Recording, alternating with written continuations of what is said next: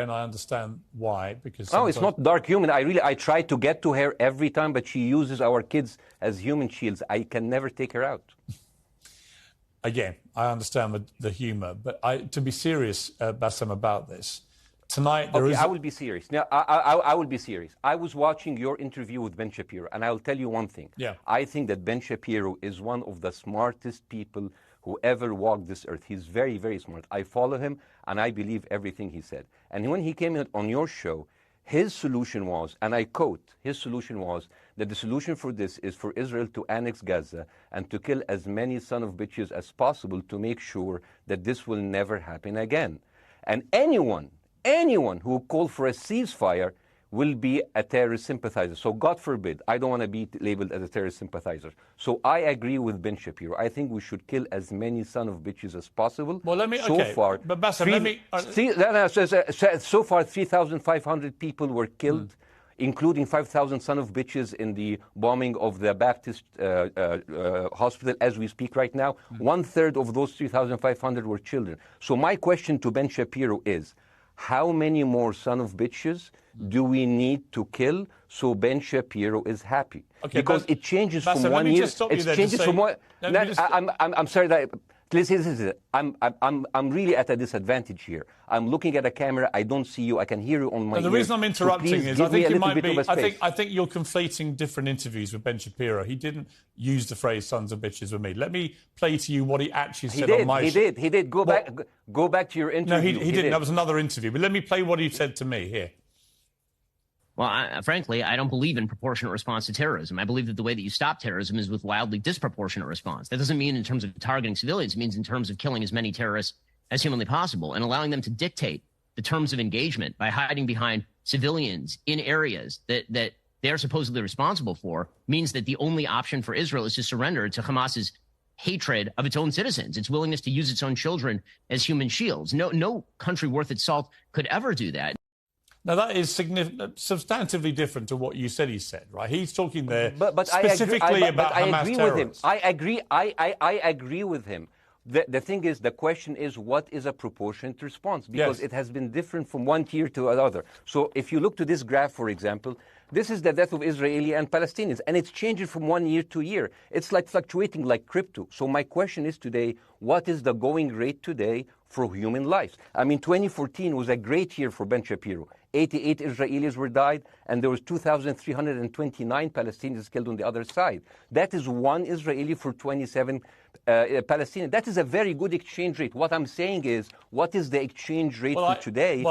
You guys will be happy. That's my question. Well, it's not me, guys. I'm not on either side. No, not you. Like when I say you guys, I say like the people on the other side of that. I know that you don't think like that, Piers. You're one of the good guys. But let me tell you something. I mean, the reason that I'm using this is that, I mean, I can't remember what happened in 2014, and there was no music festival, but there must be something. I mean, they must do something. It is their fault. It has to be something. I mean, 2018, 300 Palestinians died. Who's counting, you know? So the thing is, what my question is, let's find what is the exchange rate for human life today so we expect the future death of Palestinians and will be happy to it. My response to that would be this, Bassem. I've thought carefully about this because I think it's very tricky for people like me to immerse ourselves into a conflict where we're not directly involved. And I thought carefully about what I feel about this. I feel that the scale of what Hamas did on October the 7th supersedes anything else I've seen in this conflict, really ever. The savagery, the butchery, the slaughter of 1,300 people, the shooting of babies, the 100%. Kidnapping of grandmothers, and so on. So if we can agree on that, which I think is inarguable, then the question then becomes, again, about proportion. I don't disagree that there's been a lot of bad stuff on both sides going back historically for decades. But if we agree that this was on a different level altogether, quite deliberately by Hamas, designed to provoke... No, here's my question. Let me ask you a question. And the question, because you raised it earlier about proportion. I honestly don't know what the proportionate response is. I honestly don't. I don't. I've been watching the airstrikes this week thinking... So what's your question? Well, I would ask you, if you were Israel, what would you... If I was Israel? If you were Israel and that had happened to you, what would you think would be the appropriate way for the country to respond? I would do exactly like Israel did, kill as many people as possible, since the world is letting me do it. I mean, I can do it because I can, you know. But the thing is, like, you know what? I agree with you. And you know what? I'm going to be even ahead of you, because I see the question coming. Do you condemn Hamas for the atrocities? Yes, I condemn Hamas. I condemn Hamas. I condemn Hamas is the source of all evil. They're a reason for everything. And you know what? Let's, for a minute, imagine a world without Hamas. Right. What will this word look like? Let's give this word a name, and let's name this word the West Bank. Hamas has absolutely no control in the West Bank, and since the beginning of this year, only through August, 37 Palestinian kids were killed. No music festival, no paragliding, no Hamas. Since the occupation of the West Bank, 7,000 Palestinians were killed. No music festival, no paragliding, no Hamas. I can go on and on and on and on. No, but you don't need to, because in a way you're preaching to the choir. I've followed this crisis. Oh no, you're not preaching. So the thing is, like, in the sense that I know that what you're saying has validity. Of course, Piers. By the way, Piers. I am at a disadvantage here. I can hear you. I cannot see you. I am in a claustrophobic room, and so please cut me some slack and don't interrupt me and interrupt my points. Sure. So, because this has to be fair. Understand. Because if you want to only hear your opinion, I can just condemn Hamas and go home. I can do that. So, do you want to do that, or do you have a much more nuanced conversation? No, I absolutely want to have a nuanced conversation. I wasn't aware I was interrupting you. I thought I was letting you speak. Amazing. So let's. I mean, I would say I really applaud Israel for doing one thing that no military force in the world does. Because I heard Ben Shapiro and I heard Ron DeSantis, and they said Israel is the only military force in the world that warns civilians before bombing them. I mean, how fucking cute. That is so nice of them. Because with this logic, if Russian troops started warning Ukrainians before bombing their houses, we're cool with Putin, right? I mean, okay, Habibi, you have warned them, go invade. It's fine. You have done your job. I mean, the thing is, and I understand, and I also heard Ben Shapiro talking about Human Shield. So you remember my wife's family, they live in Gaza. So I asked them, I told them, when Israel give you the nice warning, the cute warning, does Hamas force you to stay in your home so you can be bombed and use as Human Shield? You know what, Hassan here, my wife's cousin, he's a loser, you know. He told me, you know, when I asked him, does that happen? He told me, no. The lying son of a bitch lied to me. I told him, you don't understand. Ben Shapiro and Ron DeSantis keep saying that Israel warns you and Hamas asks you to stay put. So I told you, he's a loser. He never kept a job. He even failed in all of the interviews to become like a human shield. I would believe Ben Shapiro. Let me ask you this, Bassem. So let's go with that. No. Let me ask you At some point, I must be able to ask you questions. It's not a monologue for you, Bassem. If we agree that for the 14,000 casualties, I mean, who's counting, are Human Shield, does that mean that every single one of those civilians was standing, obscuring a military target behind them? Because that's a lot of weapons. I mean, Hamas is packing. No, of course it doesn't.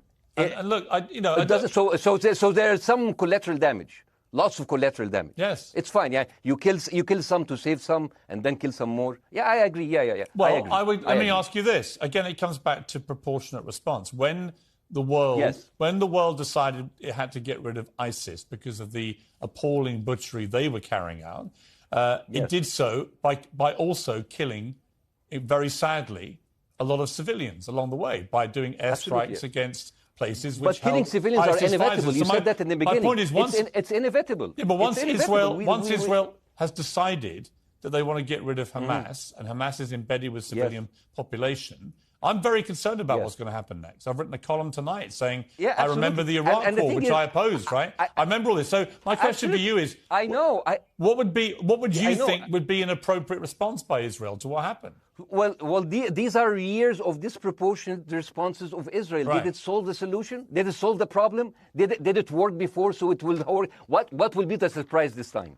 What will be the twist that will make this work this time? What will be different this time?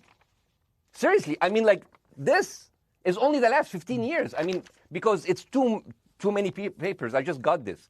But how will this be different? And the thing is, I am so glad in the introduction that you mentioned the Iraq War. I applaud you, Piers, for saying that, because you were honest about it. You said that spreading lies like WMDs made people look at those people as less of humans, and they would accept the death of 1 million Iraqi, whether by sanctions or by invasion, right? You are a good man. This is amazing. And you know what is similar? Is when you spread the lies of 40 decapitated babies, although it was refuted. So what happens when people hear that, killing babies is horrible. But when you say decapitated 40 babies, you are planting a certain image with a certain trigger in people's mind. Who has said that? Who has said 40? Who has said that? Who has said 40 decapitated? Who has said that? You have repeated. No, I haven't. What? I've never said that. You haven't said on your show 40 decapitated babies? Never. Ben Shapiro didn't say it? No. Ron DeSantis didn't say Nobody it? has said it. Okay, Piers, no, nobody said it? No. Oh, okay, maybe I am wrong. Decapitated. Here's you're wrong. I've never said that. The thing, what happened, no, you're wrong. But the thing is, when Iraq, the same thing is happening in Iraq. Ben Shapiro once tweeted, not even about Gaza, about the West Bank, when Israel continued to build the illegal settlement. He said, 2017, Israel likes to build things, and Arabs, not Palestine, not Hamas, Arabs, like to bomb crap and live in open sewage. Yeah, I thought that was very the Israeli defense minister, he said, those are human animals. And the thing is, Ben Shapiro should know better, because, long before the Holocaust, before Jewish people were thrown in the gas chambers, the Nazi propaganda called them rats. Now, as a human being, I will never accept that another human being being thrown into a gas chamber, but a rat, kill 10. Kill 1,000, 3,500. They are son of a bitch. They are human animals who live in open sewage and decapitate babies. And because of that propaganda, Mr. Morgan, that guy in Illinois, the 71-years-old guy, he killed, stabbing the 6-year-old Palestinian kid in Illinois 26 times. And he used to play with him. They used to be friends. But he went in, marching into their apartment, stabbing his mother and killing him, shouting, all Muslims could die. Yeah. It took you 80 years to change one word from Jewish to Muslim. And then you transferred your guilt to us and took away our land. Bassem, let me ask you a question. That deal sucks, man. Let me ask you a question. How do we get from where we are now to peace? Well, first of all, you need to change the perception. Nikki Haley, the American presidential candidate, said, we are in Israel in this because it's a fight between good and evil. Now, if you already decided someone is good, he can do no evil. And if you decided someone is evil, it's good to kill them. Killing them is good. You see, and the thing is, it is not like something new. I mean, I look at history and I see, I'm sorry to say that, but Westerners has always dealt like this with indigenous people. You first treated them like savages, Native American, First Nation, Aboriginal. They're savages. Kill all the savages. And then when they're almost extinct, you start feeling sorry for them, like animals. So maybe the solution is that we kill as many Palestinians as possible, so the few of them that remains do not bother you. And maybe Netanyahu, when he lives for another 100 years, he'll become a tree hugger. Let me just challenge you on this. And he will campaign for preserving the free Palestinian. You keep talking about Westerners like me. Okay, so let me return the favor, okay? Hamas is dedicated to the complete eradication of Jewish people. I am not the spokesman for Hamas. I'm not saying you are. Why do you keep... I'm not saying you are. The spokesman. You're talking to me. I fucking hate them. Bassem, fuck Hamas. Hamas. No, are you happy? You're missing my point. You're talking in a generalized way about people in the West who always talk about Arabs as savages. I don't. No. I'm talking about America. I actually led the campaign. I led the media campaign in this country against the Iraq War. Okay, so I don't see... I don't see people in the Middle East as savages. You are one of the good ones. But what I would say is... I'm not talking about you. You're great. No, it's not about me being amazing. great. We love you. It's about the way Hamas behaved on October the 7th was like savages, like a pack of savages. It was the worst atrocity against Jewish people since the Holocaust. There has to be... Of course. There has to be a response. They should be eradicated. My question to you is, notwithstanding the history, Bassem, what is the proportionate response? But I don't know. But there's no Hamas in the West Bank, and they're still dying there. So what's your excuse? I don't have any excuse. Okay, what's your explanation? Sorry, my earpiece went down. Listen, I don't make any pretense that this hasn't been a massive problem between Palestine and Israel going back to the mid-40s. We all know this, right? Piers, listen. I'm not saying that you're making excuses, but if you are adopting a certain point of view, you have to at least defend it. I'm telling you, there is no Hamas in the West Bank. What is the excuse? Not your excuse. What is the excuse to kill those people? Well, listen, this question of proportionality is one that... No, answer my question. I've been answering your question. You answer mine. It's actually not my job to answer your questions. It's not. Okay, not your job. Not. I agree with you. I'm more interested in you, who has family in Gaza, who's an Egyptian in the Middle East, right? I'm more interested in what you have to say. Okay, I'm telling you. I think Hamas is the problem, okay? Right. Now, let's say agreed. Hamas is removed. Let's Hamas. I'm agreeing with everything. You want me to condemn Hamas? I will condemn Hamas, Hummus, Hassan, everybody. Guys, so wait. I can't hear you. The earpiece. Damn. Okay. Oops. Okay. Yeah. Okay. I do need help. I think. Okay. Just go back. Is he there? You go back. Can you hear back? me? Okay, go. Thank you, guys. Can you hear Bassem? Yeah. Now I can hear you. Okay. So here's the thing. Can you hear? Okay. Yeah. So let's say, for example, Hamas ceased to exist. Okay. Do you hear me? Yes. Yeah. Hamas ceased to exist today. Now, right now, in Palestine, in West Bank and Gaza, 20% of Palestinians go through Israeli prison system, whether imprisonment, whether interrogation, whether torture.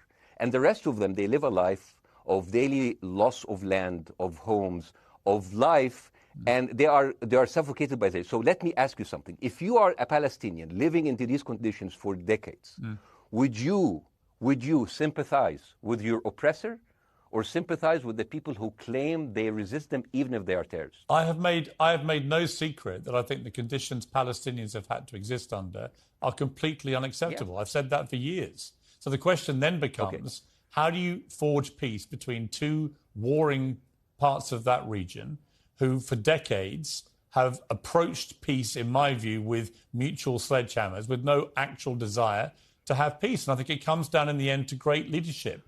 And I don't think there's great leadership. I don't think, well, hang on, let me make my point. I don't think there's great leadership on either side. Where is the Nelson Mandela figure here to come through all this hatred on both sides? Nelson Mandela? Yeah, where is that figure? Nelson Mandela actually have criticized Israel for being a horrible state. All of the South African activists have actually called Israel. My point is about how he responded to a country that was so divided. Is a template for how you get to peace, isn't it? I haven't met Nelson Mandela, so I wouldn't know. But there's a point. There's a very important point here. I want to understand what is the logic of Israel carpet bombing Gaza. I mean, if there's a logic, if this will make Israel safe, I want to hear the logic.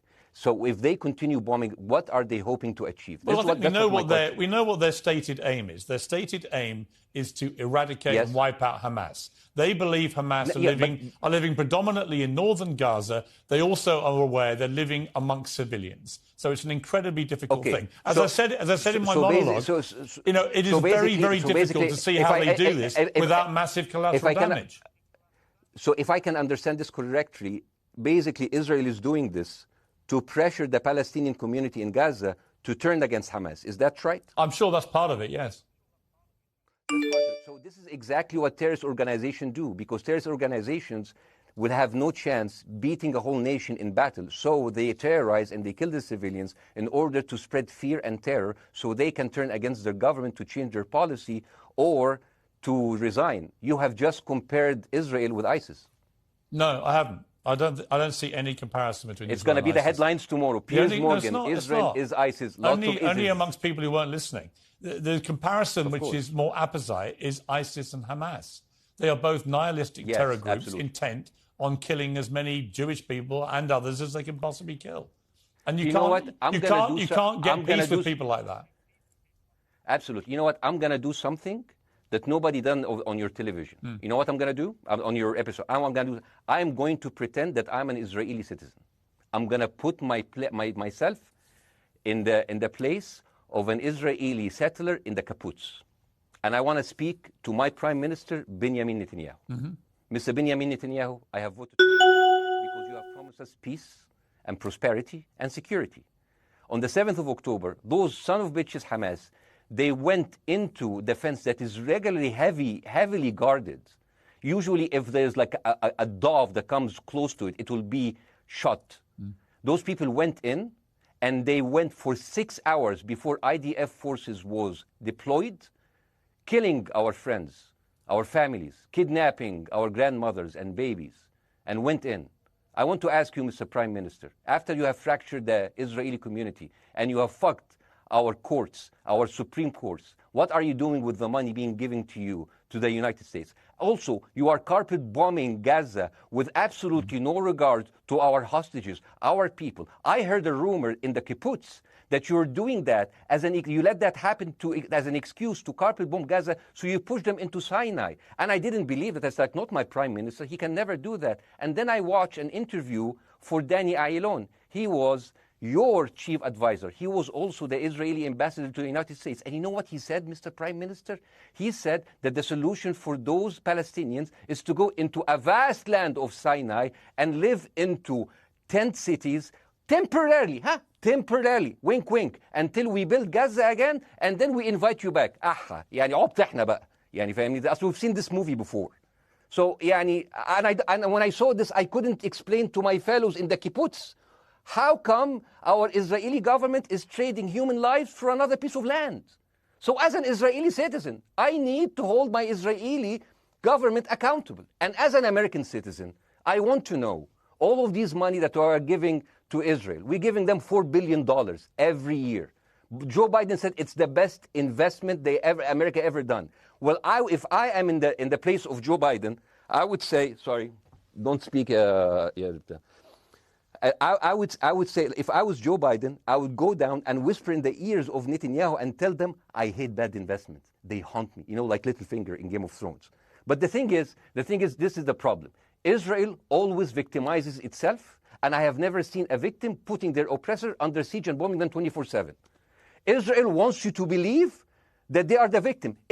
Dealing with Israel is so difficult. It's like being in a relationship with a narcissistic psychopath. He fucks you up, and then he makes you think it's your fault. All right, you Bassem, look at Israel as Superman, but they're really Homelander. Wallahi, they are shooting Bassem, fish in a barrel, and they are annoyed with the splashes. Bassem, I want to say two things. One, if you could just slightly mind your language. We are uncensored, but if you keep swearing... I'm very sorry. We have to apologise to viewers who may be offended by that. I apologise. But I understand passions run high, so let's not get too bogged down about the odd swear word. I apologise to the viewers. I apologise to the viewers for my language. My second question is this. After the sight of dead civilians. After the break, we have the managing director of the Daily Wire, which is Ben Shapiro's company. We were going to interview him on his own, but he's happy to come on and talk with you directly if you are prepared to stay.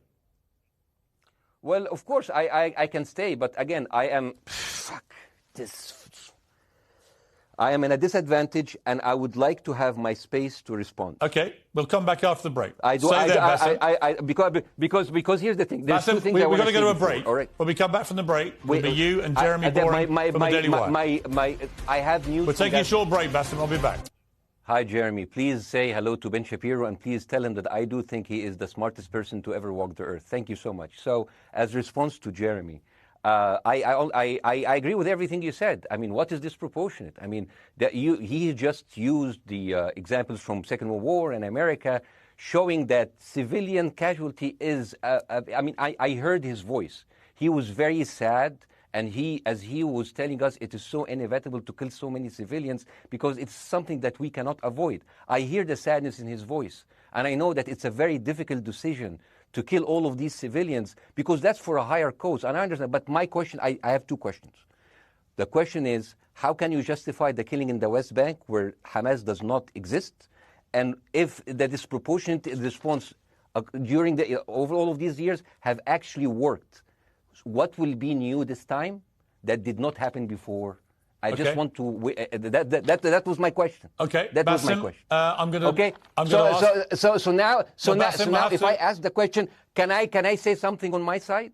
Well, a little bit personal. No, Bassem, with respect, a little bit personal. Bassem, with respect, I gave you half the show to have your side. Jeremy's had a lot less time. I'm going to have to You move want me on. to leave? Bassem, or do you want me to stay? I'm going to have to let you go because we've been on air with you for 40 minutes. Oh, okay. Now. Bye-bye. Right? But listen, bye-bye. I would like to talk to you again, and thank you for joining the program. I appreciate it. Oh, by the way, my wife's family is all right, and they sent us a house. It's bombed. It's beautiful. It's going to be a good like Halloween theme. So well, I'm very sorry for what your family are going through in Gaza, and I mean that very sincerely. By the way, I don't know. I don't know I don't know him. By the way, I haven't actually met them. They didn't even come to my wedding. They couldn't because they are stuck in Gaza, and she never saw them because Gaza is not a destination. Bassem, as I say, we hear their voices, and it's they die. It's fine. It's fine. Bassem, I wish your family all the very best. Thank you for joining me. I appreciate it. I don't. Thank you.